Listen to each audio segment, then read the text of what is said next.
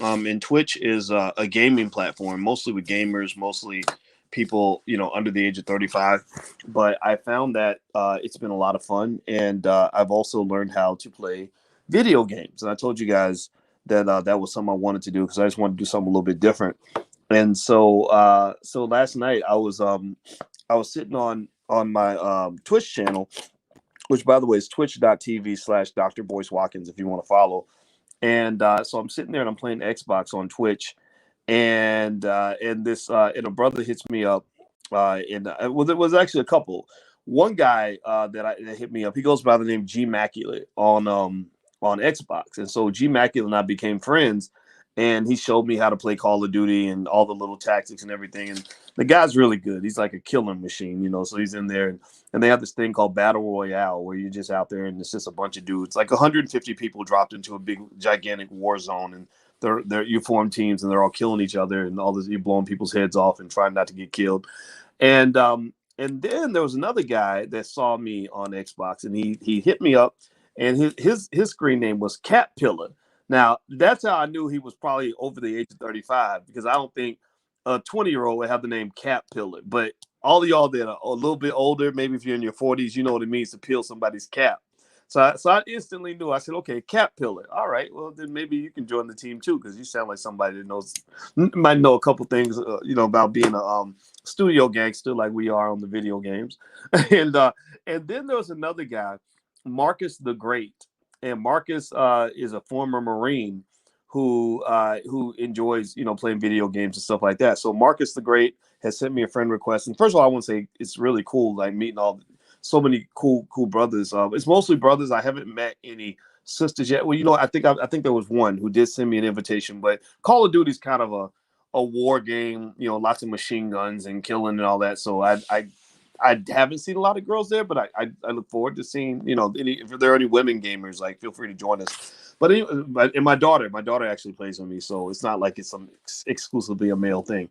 But anyway, so last night I'm sitting there and I'm playing Call of Duty with Marcus the Great, Cat Pillar, and G Maculate, and my screen name was Dr. B, and we formed this team, and so we're in this big war zone with 150 other players and 30 other teams, all from around the world, from China and New York and and South America and wherever, Africa, and and we won. We actually got first place. Like, we actually got, and it was really really fun.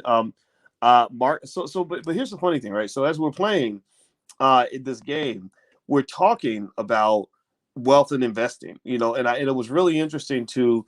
I talked to GMAC, who was talking about quitting his job, and I was explaining to him how to sell stock options so you could actually make enough money to quit your job, and that was really fun. And so while he's explaining to me, how to hold my sniper rifle the right way and how to make sure I know the difference between the light machine guns and the submachine guns and the weight and the the recoil and all these other things, right? So it was really really fun. And then I remember Marcus the Great was telling me about how he bought real estate, for his children. He bought an apartment, a couple of units of an apartment, or I think it was a condo or something like that. And he said, yeah, man, I gave it to my kids, and he gave it to his son. His son rents out the unit that he gave him and as an Airbnb. And I said, that's really awesome to hear that you passed on something to your kids that is going to reward them for life. I mean, you've literally passed on not just assets, but assets and cash flow. And besides me just sort of starting the day off by telling you guys about the weird stuff I've been experimenting with online, I find it really interesting, and and I'm super inspired when I'm hearing from so many of you around the country, around the world actually, that are doing things that are different from what your parents did. You're doing things at a different level. My gamer tag, by the way, my Xbox gamer tag is Bo Watkin, Bowatkin. If you want to look me up on Xbox for free, Bo Watkin, Bowatkin. And but it's really fascinating to hear everybody's individual story. Like when you're hearing about those little transitions that so many of you are making. So many of you, I don't know, give me a yes, say something in the chat if you are a first generation investor. If your parents and grandparents maybe didn't do it, that kind of thing. But I'm super inspired by this. And the reason I'm inspired by it is because, as a person who teaches finance, who kind of knows all the financial theory and how habits and choices and psychology influence your wealth, I'm seeing something I probably see something a little bit bigger than what other people might see. Meaning, when you tell me, like, so when Jerry or Jennifer or Rico or Terrence, some of you that are here, David Noble, when you tell me that you're doing something different from what your parents did, I'm seeing a cycle being shifted. I'm literally seeing, it's almost like watching a rocket that's going 10,000 miles an hour in one direction and then getting tilted in a completely different direction, and that rocket's going to go a long way, and after a generation or two, that rocket's going to be so far off of the initial trajectory that it's going to be ridiculous. Where you are and who you are and where you came from matters a whole lot less than where you're going. Right? Where you're going, what you're doing, the habits you're choosing, that matters so much more. What you're becoming matters much more than what you are or what you've been. And I want you to really understand that. That's really a mathematical concept. They talk about things like derivatives and the second derivative and all this other stuff. And all that really means is that if you think about a car, where that car is located or where that car has been is not nearly as important as knowing where that car is going, right? Because wherever that car is right now, if the car is driving 80 miles an hour, it's going to be in a completely different location 3 hours from now, 2 days from now, right? So you are that car. You've changed the direction of your whole family, not just your life.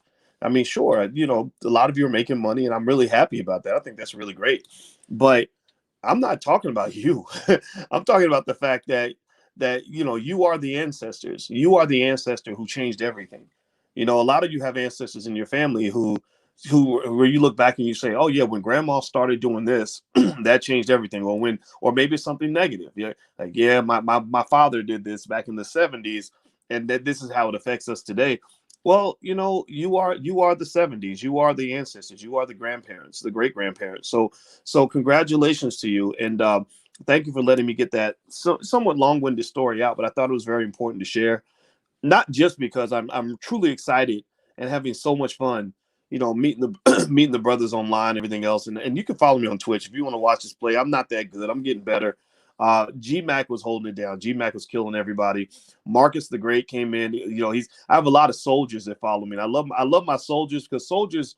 My daddy was a soldier. He was in Vietnam, and soldiers are just great people to work with on things like this because Black people are on a mission.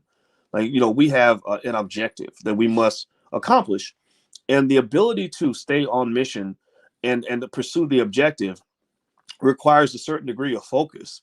It requires a certain degree of mental toughness. It requires proactive thinking. It requires planning and preparation.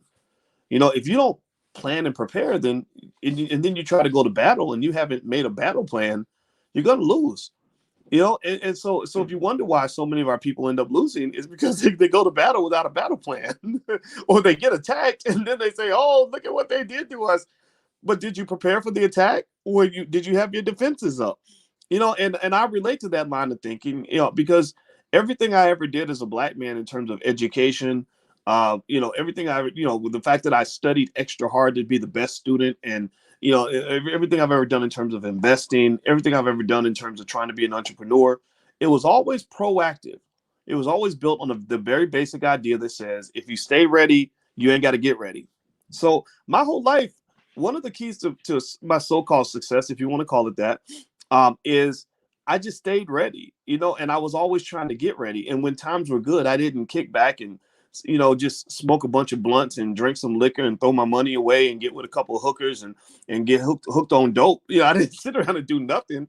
I was planning for the attack because they're coming. They're coming. They're coming to get you, and they're coming to take from you. They're coming to exploit you. They're coming to try to outsmart you. And I think that it's important to understand that, so that when it actually happens, you'll spend less time being offended and spend more time learning from your mistake. right? So learning is really important. And let me just say this, let me jump into another discussion that we'll make, real quick on this.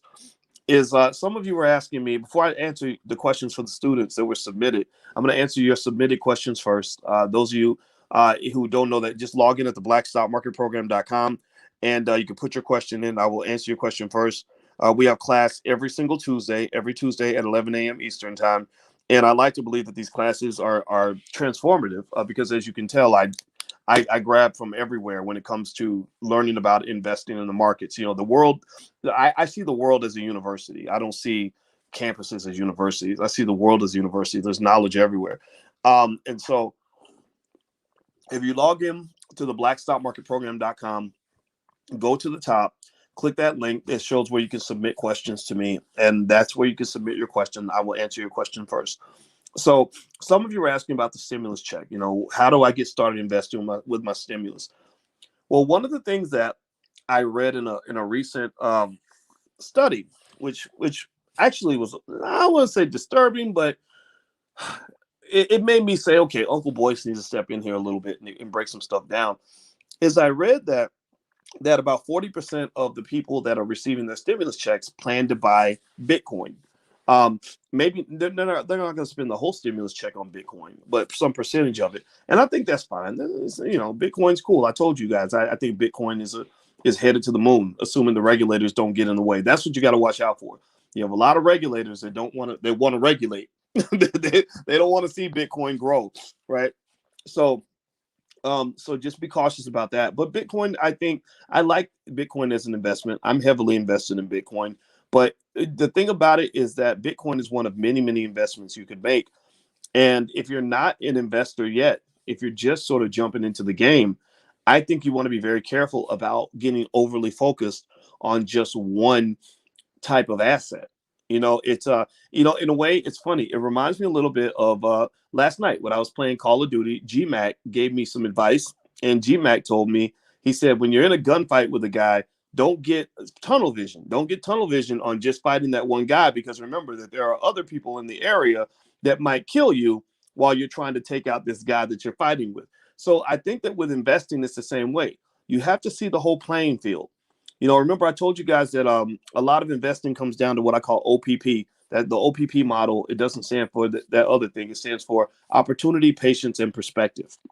So I'm not going to focus on opportunity or patience right now. We've talked about that before. But perspective means you see the whole field. It means you see broad and you see long. You're thinking long term. You're thinking about all the assets that you have allocated all across the board. I'll give you an example. A week and a half ago, growth tech stocks, particularly those connected to SPACs, got body slammed because the 10-year treasury yield went up, which led to inflationary fears. And the higher inflation, according to most asset valuation models, higher inflation leads to lower stock prices, particularly for growth stocks. So my growth stocks got hammered, like they were literally on fire. Well, what saved me with my growth stocks, the thing about a crash is that a crash is both an opportunity for some despair, but it's also an opportunity to really make money because you can now buy assets on at fire sale prices. So basically, when you have a decline like that, you're looking for cash for two reasons. One is either you're looking for cash to maybe cover a margin call if you're borrowing on margin, if you're buying stock on margin, and your stock valuations drop, you're going to be required to do a margin call, or you're going to be required to sell your assets at a discounted price. And nothing feels crappier than to have to quit the game while you're losing. Nothing feels crappier than to be a long-term investor where you have to sell your stock at the absolute worst possible moment, which is kind of what happens in a margin call. If you can't come up with the cash, then you must sell your stock. It kind of reminds me of how I felt when I played Call of Duty and I got my head blown off and then the game ended. It's like, no, I don't want to go out like that. I want to come back, right? Well, with investing, sometimes that's how you feel. Well, if you want to make a comeback, then they say, okay, well, you don't have to sell your stock, but you got to come up with cash. So the question becomes, where do you get that cash? Well, that's why you keep cash on the sidelines in case you see either a crisis or a buying opportunity, right? Because a crisis, Rahm Emanuel, the politician in Chicago that worked with Obama, I remember him once saying that you never let a good crisis go to waste or something like that. Well, that's kind of true in investing, to be honest with you. When there's a financial crisis and everything's cheap, well, that's an opportunity to buy things cheap. But first, you got to deal with the problem. The problem is that the asset you own just got hammered, and you may have to come up with cash to deal with that. But then after you finish playing defense, you can then play offense.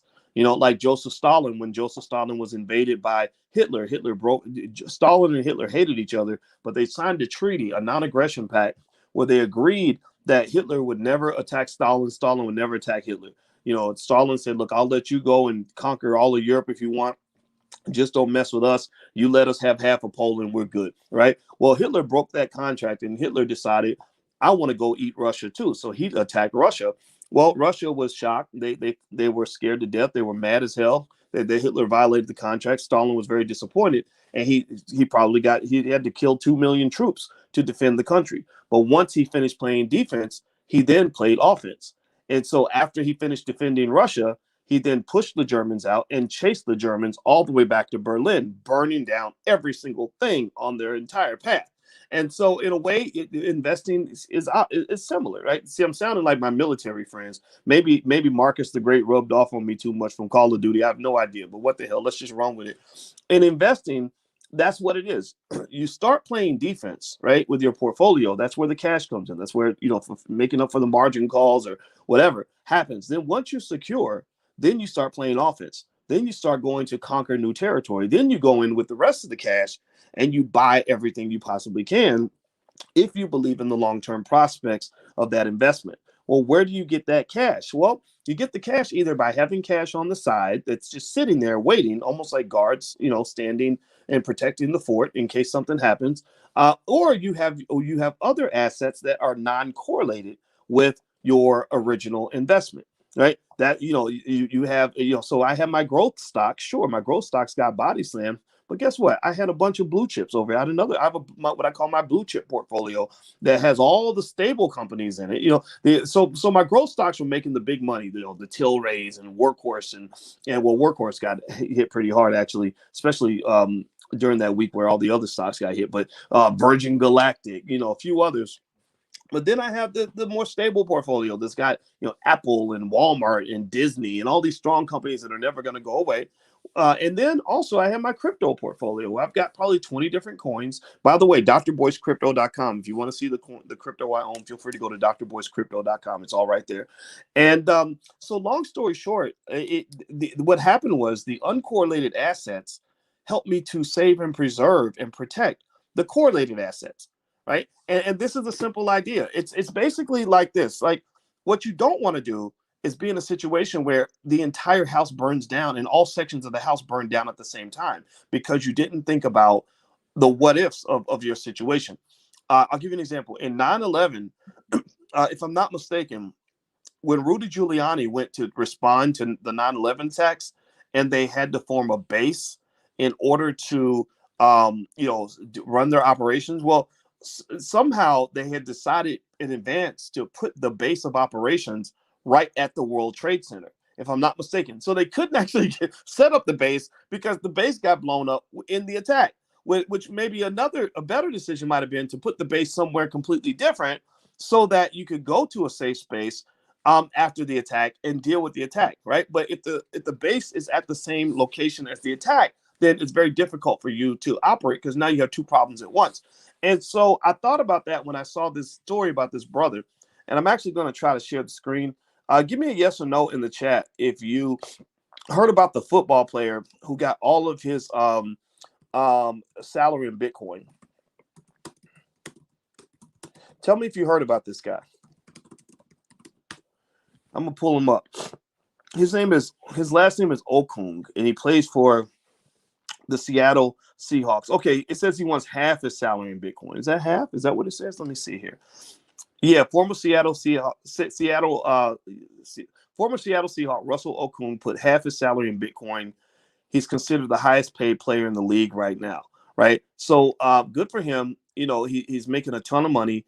So Okung, who I'm not here to criticize on any level, but he decided he wanted a big chunk of his salary in Bitcoin. And he was the first player in NFL history to be paid in Bitcoin. I'm going to try to pull his picture up so you guys can see it. And now the thing about Okung getting paid in Bitcoin, though, is that I think that was not a good idea. In from a certain perspective, it's a great idea in hindsight, right? It looks like a wonderful choice in hindsight, right? Because he's made all this money. He took a chance. It worked out. God bless him. I'm really happy for him and his family. But the thing about that, the reason I would have advised him against that is because Bitcoin is a highly unstable asset. Bitcoin is a dangerous asset in certain regards. It's a very dangerous investment because a lot of things can change. It's incredibly volatile. You guys didn't see the image. If you didn't see the image, that's okay. Just imagine big athletic brother. You have them everywhere. So if you didn't see the picture, don't worry about that. That's not the issue. And the issue is certainly not to make fun of his choice, but it's to sort of say to you that the reason that you diversify is because when the house burns down in one section of your portfolio, you don't want the whole house to burn down.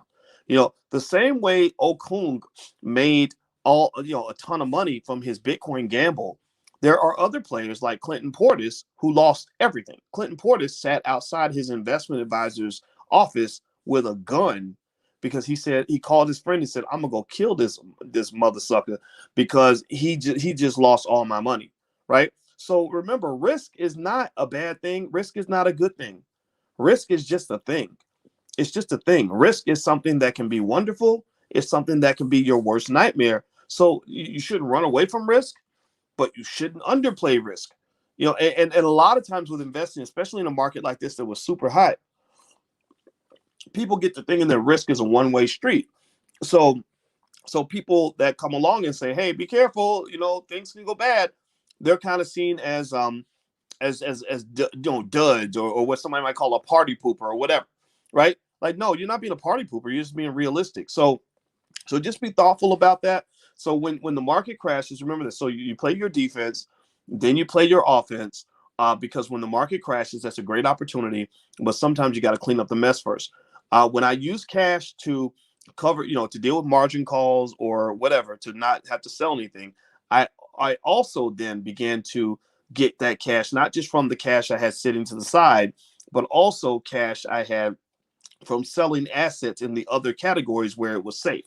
So I had the big fire happening in my growth stock portfolio, but everything was fine and green and wonderful in my blue chip stock portfolio. In fact, I had a lot of blue chips like Disney and others that have made a ton of money over the last few months. So I sold some of that to put that money toward the fire, to put the fire out. Right. That's why it's funny they call money liquidity, because that's what I visualize. I visualize your cash being like water that you use to put out a fire in case you have a problem.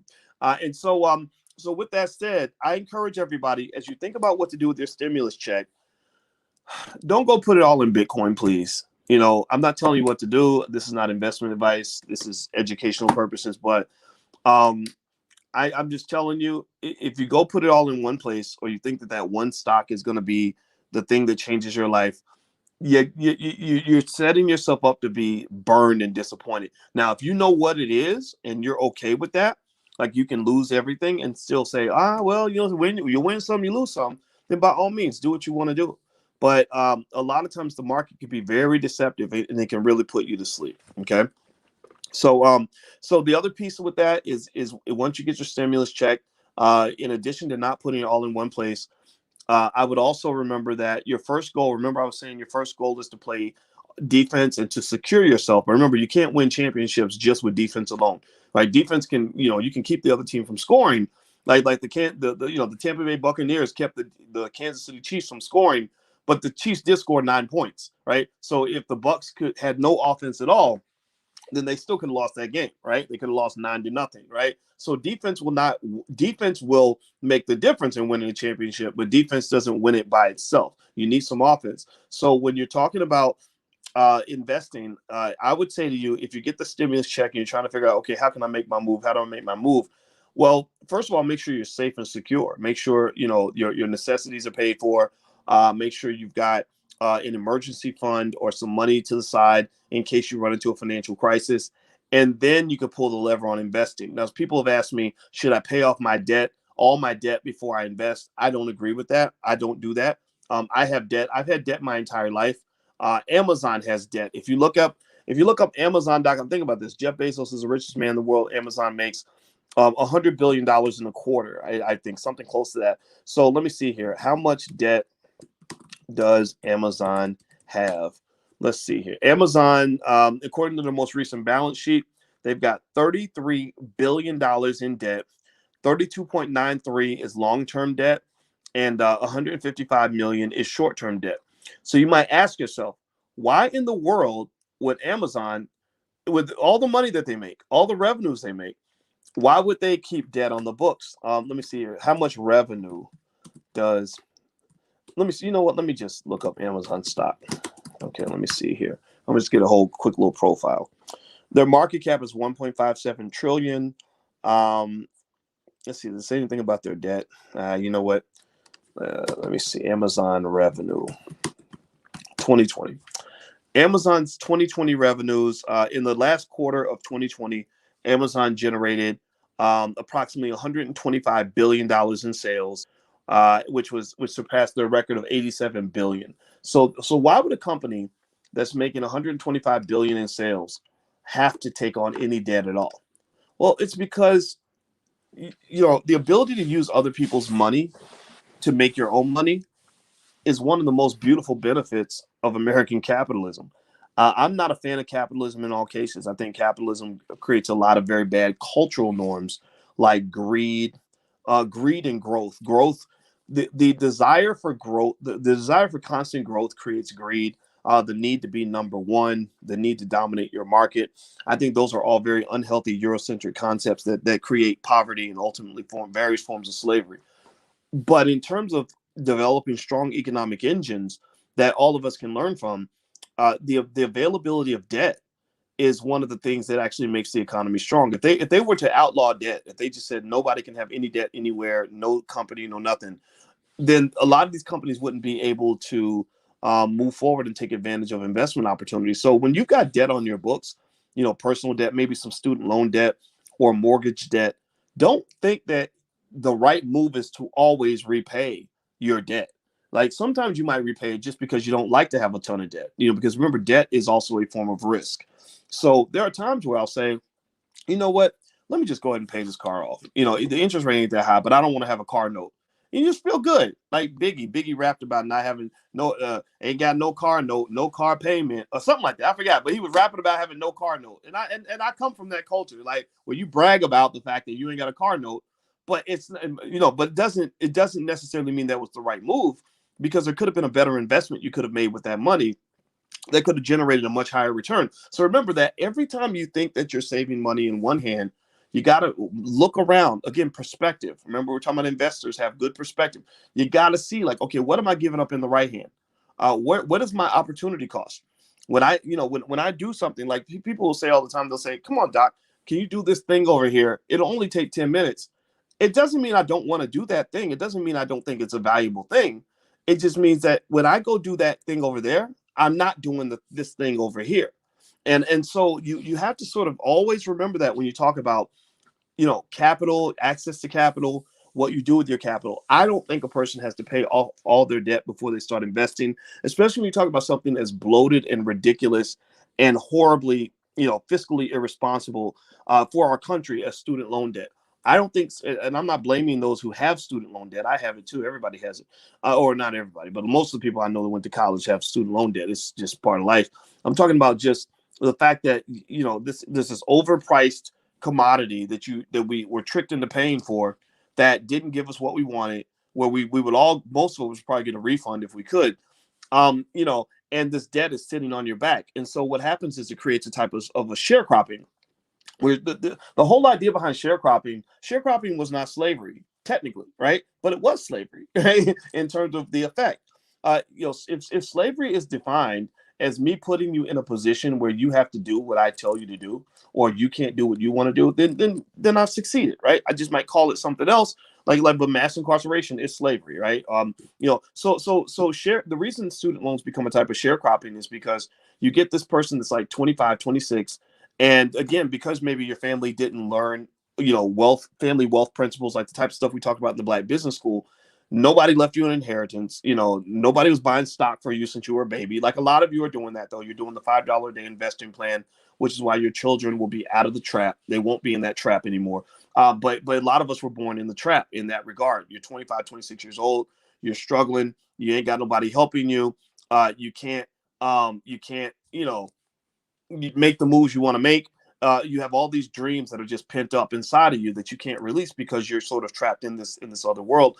And then you've got this massive amount of debt, like maybe it's $150,000. When I was at Syracuse University, when I taught there, I met a lot of black students that had $250,000 in debt when they left Syracuse. So you're sitting on all this crazy debt, and you literally are doing the math, and you're like, I won't have this debt repaid until I'm 60, if I ever repay it at all. So for somebody to come along and say, no, you should pay off all your student loans before you start your business, or you should pay off all your student loans before you start investing. Can I just please emphasize to you just how that is such an impossible, ridiculous, disgusting trade-off? That literally, because you're not trading money, you're trading your life. I mean, why would you want to sit around and shovel money back to people who really got it through unethical means anyway? You shouldn't be charging somebody $50,000 a year to go to college, right? That's the ultimate mind trick, right? I told you they don't give you reparations for slavery, but they give you preparations for slavery at an early age, preparations for slavery in all different methods. And so you're sharecropping. You're working this job that you don't like, so you can pay this debt back. You're putting your dreams on hold so that you can shovel money over to these people who really don't deserve it anyway. And then by the time you're, a senior citizen, your student loans are repaid, and now you can start really living. Don't do that. I'm not told. Well, sorry, scratch that. I shouldn't be. I'm told for legal reasons. I should always make sure this is not investing advice. Okay, fine. It's not investing advice. But what I'm saying to you is that I didn't do that. I was like, to hell with you and your debt. I'll deal with you later. I had a bad credit score for a while because I realized, wait a minute, credit is just a replacement for cash. If you have cash, do you really need the credit anyway? I didn't need it that much. I'm not saying credit doesn't matter. My credit score is fine. It's now 7 something. I don't know. It's somewhere around there. I don't even use it that much because I buy what I want, right? So what I'm saying to you is, you gotta sometimes the reason financial literacy is so valuable is because you can learn. You got to know how to pick and choose the pieces that work and the pieces that don't work. You got to be able to sort of custom make your own model of success based on your own specific circumstances. Even somebody who knows a ton about finance, like somebody like myself, I can't tell you exactly how to move and shake in your situation because I'm not you. You have different preferences from me. Maybe you don't care about debt. Maybe you're afraid of debt. Maybe you got a sibling who is constantly borrowing money. Maybe you have an opportunity I'm not aware of. Maybe you don't have any opportunities. Maybe you have anxieties that I can't describe, or maybe you have access to resources that, so the point of the matter is to say that it's a custom made thing. And so that's why I encourage you to consistently, and a lot of you come here and you listen and we just talk, and this is the way it's supposed to be. Learning economics should be about a conversation. It's not about sort of sitting there and just constantly reading these financial books and all sorts of. It's about developing a culture. It's like, how did you learn about God? Did you learn about God if you went to church? Did you learn about God by memorizing the Bible, or did you learn about God just by going to church, listening to the pastor, fellowshipping with other Christians or whatever your faith is, or Muslims, or whatever your faith happens to be, or if you're agnostic, I don't care. That stuff don't matter to me. But how do you learn? Well, you just learn by just being part of the culture. So be part of that culture of economic intelligence and financial literacy, and I can just tell you this too. When you get your kids ready, make sure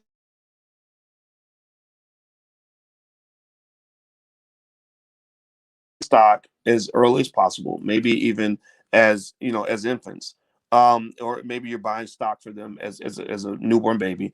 Two, they should learn real estate by the time they're 10 or 12 years old, just at least knowing that you should own a home and not rent it.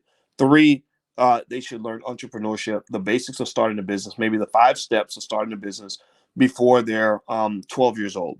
And then at that point, you've equipped them with everything they need almost. The other thing you equip them with is you equip them with an endowment, which, if you think about it, right? Like I was on my Twitch channel last night and playing Call of Duty. When GMAC was explaining to me how to play Call of Duty, he was giving me a couple of things. He was giving me the strategy and the game. but he also showed me how to have the weapons so that once I learned the strategy in the game, I would have the weapons to execute the strategy. Right. So when you talk about educating your children, and actually this week I'm going to do a full lecture on this with an event that's being hosted by a group called Education Over Entertainment, and it's called Spring Into Wealth. And I should mention that to you guys. If you go to springintowealth.com, that's springintowealth.com. You can actually get a 20% discount if you use the code word or put in the code Dr. Watkins, all one word. Dr. Watkins is the code, and you get 20% off. And I'm going to do 2 lectures that day, each of them an hour and a half. It's their event. They invited me. I agreed to participate. I'm going to do a lecture on building a Black family bank and another on how to turn your child into a millionaire. So if you'd like to join the event, I don't have the brother's name in front of me. It's on my Instagram, which is The Real Boyce Watkins. But if you go to springintowealth.com and put in the code word Dr. Watkins, you can actually join for 20% off. But the thing is with GMAC, when he was explaining to me how to play this game, he said, he gave me the strategy, but the strategy means nothing if you don't have the weapons. So with your children, love you, babe. With your children, you give them the strategy, you teach them the 3 pillars of wealth, like we talked about, stock investing, real estate investing, entrepreneurship, but then you got to give them the weapons. You got to give them the weapons. I've heard people say this, and I agree with them when they say it's hard to practice capitalism when you don't have capital, right? Now, the thing about it is that having capital doesn't mean that you have $25 million in the bank. Having capital could mean that you have $25,000 in the bank, right? Black people, we're brilliant. We can figure out, we got hustlers and, guys and women that can make $1 out of 15 cents. So maybe you don't have as much capital as you want, but the first stage of capital, remember I told you, your first step toward accomplishing and conquering is to secure your position. You got to play defense before you start playing offense. So the first thing you must do to achieve power is you must have at least enough power to defend your freedom. Because the first thing you do, again, they don't give you reparations for slavery, but they give you preparations for slavery. So because they prepared you to be a slave, the first thing they do is they try to take your freedom. Am I lying or am I telling the truth? Tell me if you know what I'm talking about. When you get up in the morning and you have all this passion and all these things you want to accomplish, and you can't do any of those things because you got to go to work, somebody has taken your freedom from you.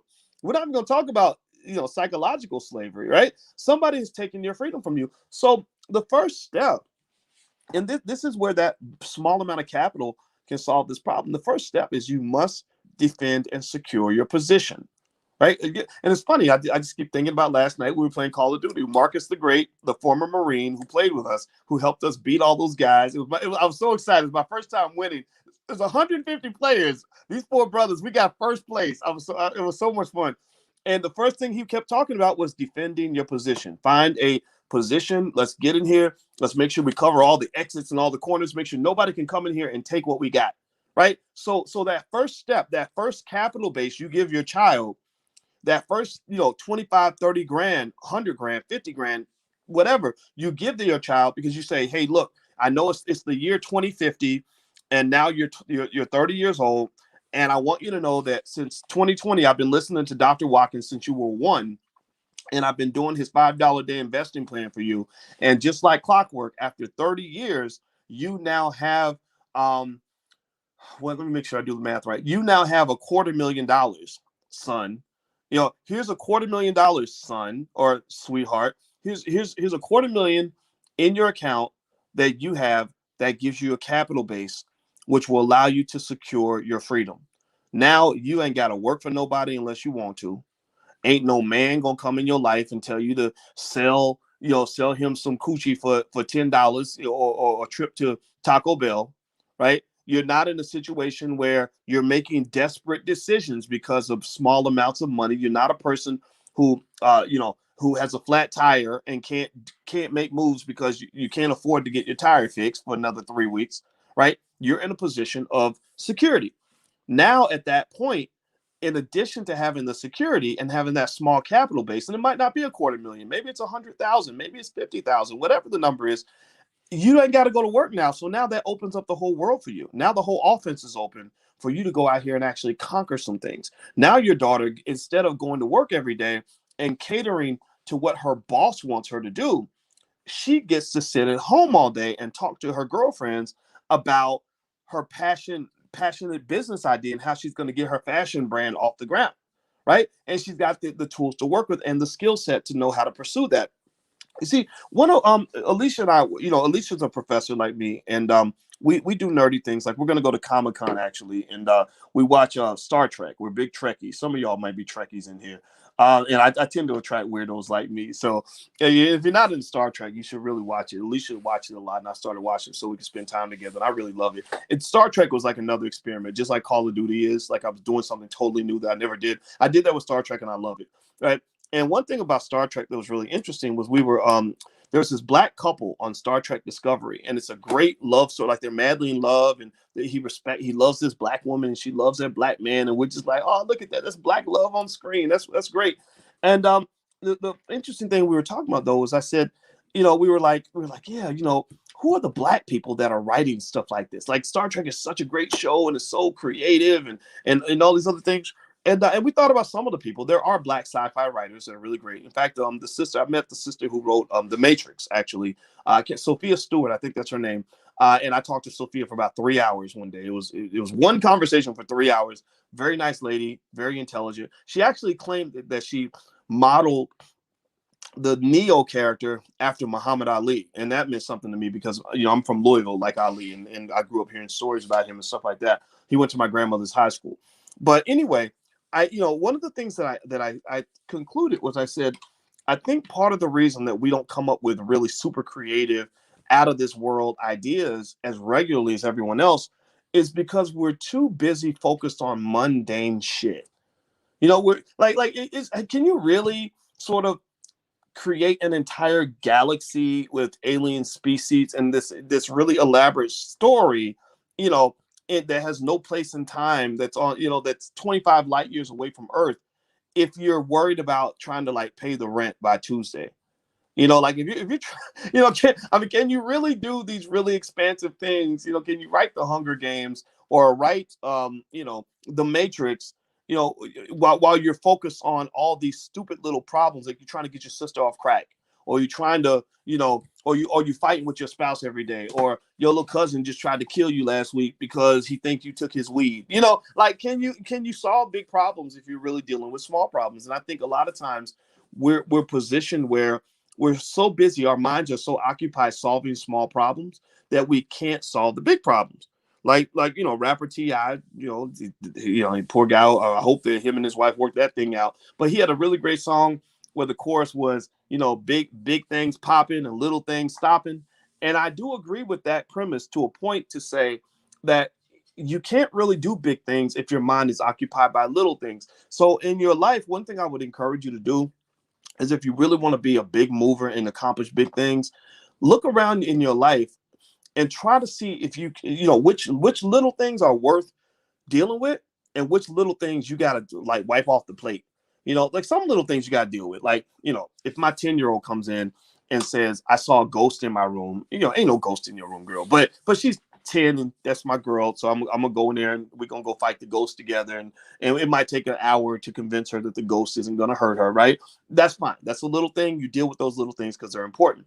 But then there's some little things like stupid problems that some of your stupid relatives call you with in the middle of the night, or just dumb situations that your friends want to drag you into, or things that people want to do that will cause you to waste your time, that you need to get rid of, because what it's doing is it's killing your ability to climb to the top of the ladder of intellect, right? You can't climb to the top, to the tallest building of your possibility, if you're always spending your time in the basement.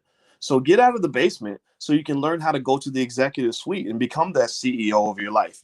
Okay. So anyway, I'm gonna I'm gonna answer some more questions now, and I know I went off on a whole different tangent, but I hope that this conversation we've had about sort of how you think about your wealth is helpful to you. And I'm gonna answer specific technical questions now, so that those of you who also came for that will benefit from that as well. And if my little stories and stuff are too much, then just let me know, because I apologize. Y'all know I can't help it. I try my best to not be a weirdo. All right.